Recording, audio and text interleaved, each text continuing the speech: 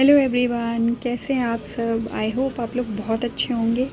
और ये है मेरा करवा चौथ का वीडियो जो कि बहुत ही आधा अधूरा सा है। मेरी प्रिपरेशन वगैरह बहुत आधी अधूरी है क्योंकि उस दिन क्या हुआ था, लाइट की बहुत दिक्कत हो गई थी यहाँ पे, प्लस बारिश बहुत हो रही थी।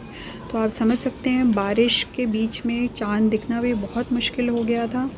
तो बस जैसे तैसे हमने करवा चौथ सेलिब्रेट किया, बट काफ़ी अच्छा सेलिब्रेशन हुआ, मज़ा आया। कुछ अलग टाइप का करवा चौथ था क्योंकि इस बार चाँद नहीं दिखा।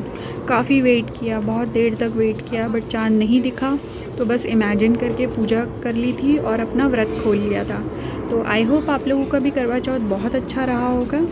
तो चलिए मिलते हैं नेक्स्ट वीडियो में।